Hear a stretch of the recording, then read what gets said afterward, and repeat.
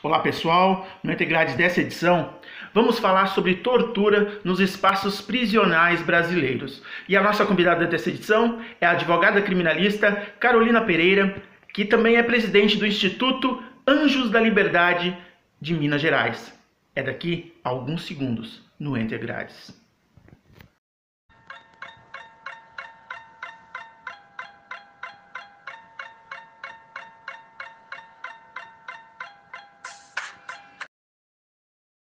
Então, a importância de produzir um dossiê sobre a tortura no sistema prisional de Minas é exatamente trazer a publicizar toda forma de violação de direitos fundamentais.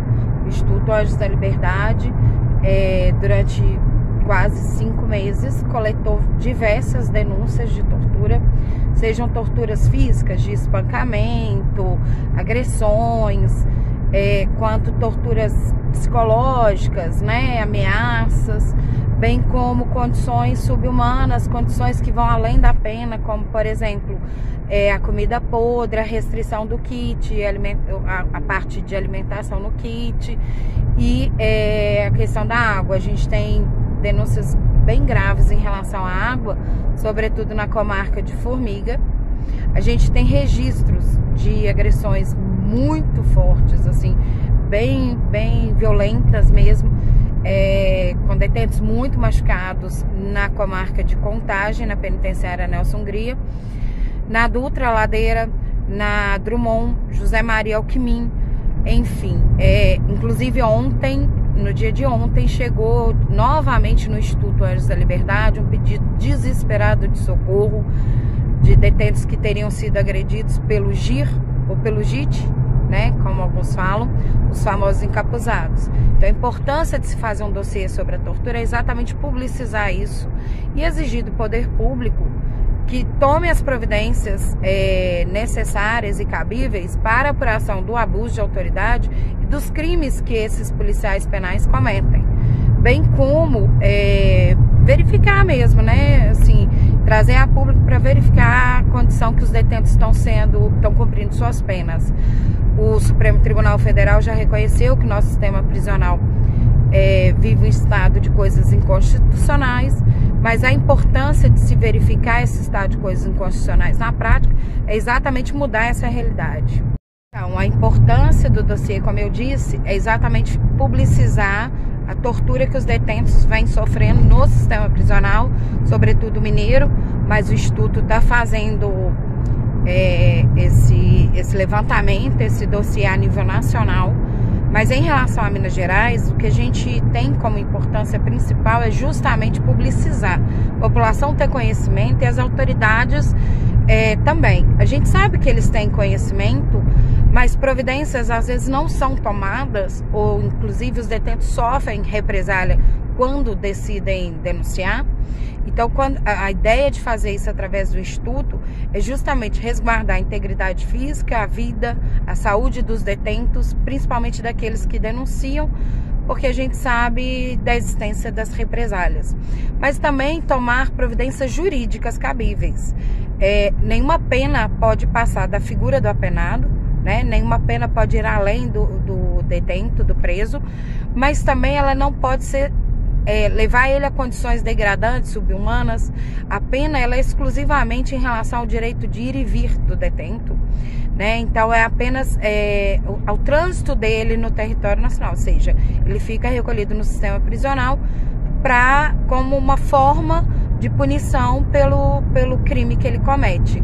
Mas qualquer condição subhumana ou degradante que vá além disto, então que fira qualquer outro direito fundamental, ela é considerada tortura. Então, quando se faz um dossiê desse, um levantamento, escutando os detentos, verificando as condições das unidades prisionais, a ideia é justamente publicitar, trazer a conhecimento de todos, mas também de tomar as providências jurídicas cabíveis, inclusive internacionalmente. Essa é a ideia.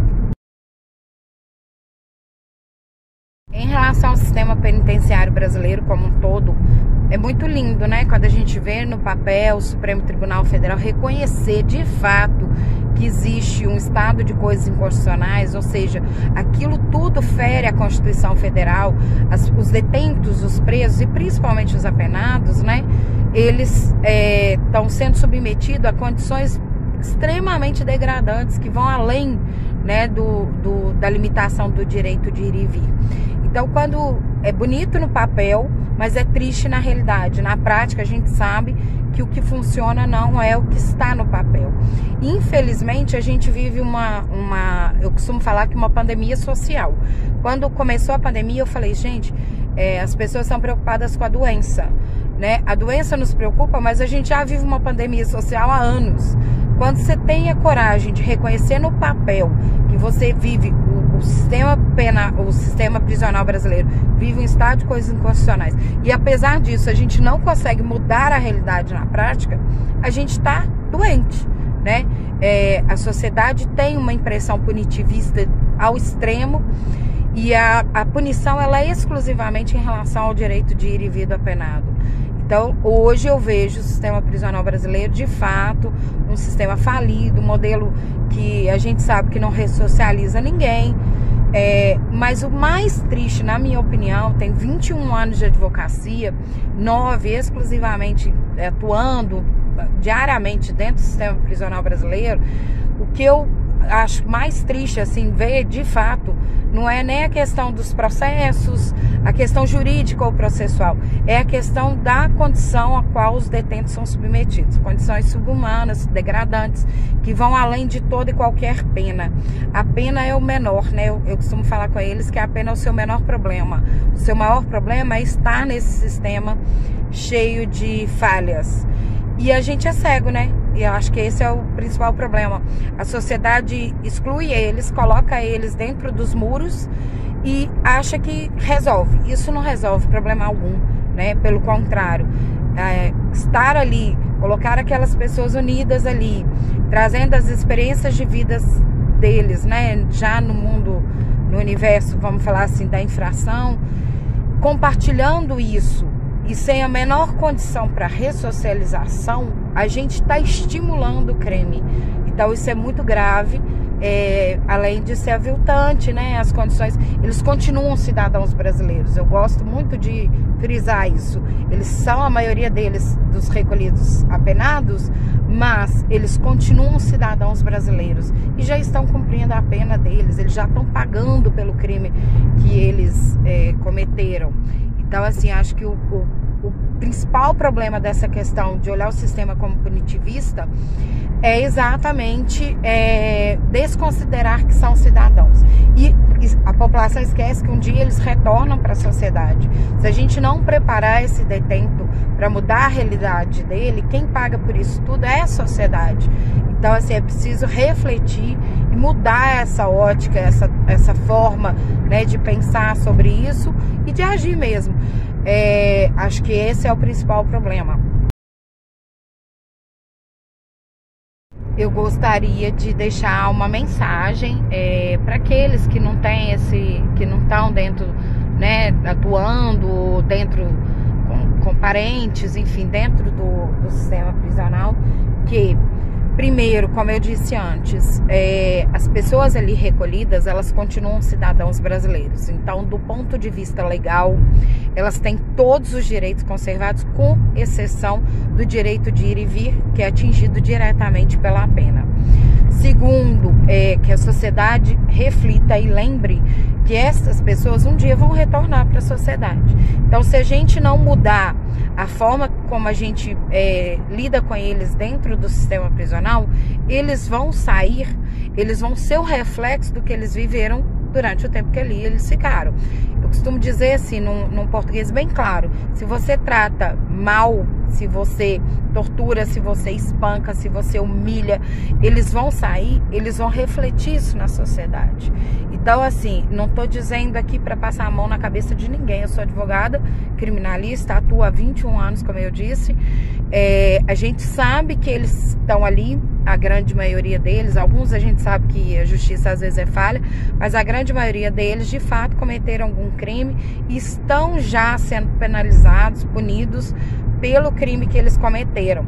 Mas a forma como eles cumprem a pena, ou como eles ficam durante o tempo de prisão preventiva, vai ter um impacto, um reflexo direto na sociedade a partir do dia que eles saem do sistema.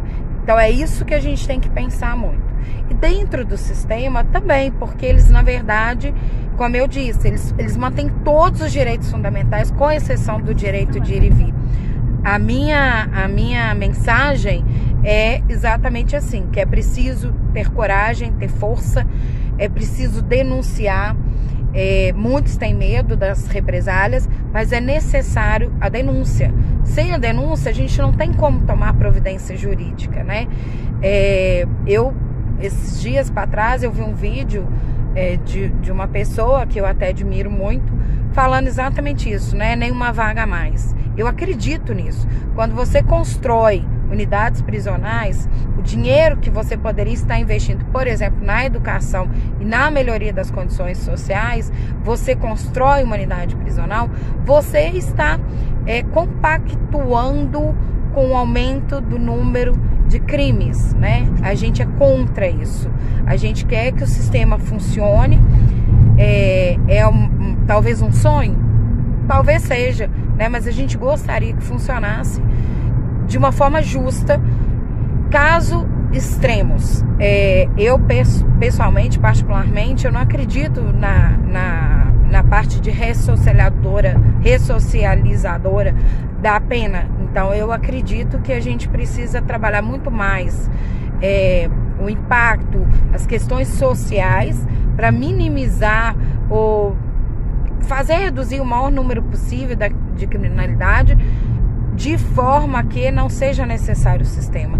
Isso é um sonho, é uma utopia? Pode ser, mas eu acredito, eu trabalho, eu luto, eu brigo diariamente por isso. O Instituto Anjos da Liberdade, ele não faz nada a não ser exigir que a pena seja cumprida exclusivamente nos limites da pena. Toda vez que tem um direito fundamental social sendo violado, o Instituto procura estar presente. Isso, inclusive, não é nem exclusivo do sistema prisional. Mas em relação ao sistema prisional, a gente procura atuar juridicamente para enfrentar mesmo essas violações, né? Então eu gostaria depois convidar todos para conhecer um pouco da história do Instituto, o trabalho que é feito em Minas, mas também para repensar essa questão ressocializadora da pena. A gente sabe que na prática, se ela não for nula, ela praticamente não existe. Mas isso tem impacto direto na sociedade, não é só no dia a dia dos detentos, é também na sociedade.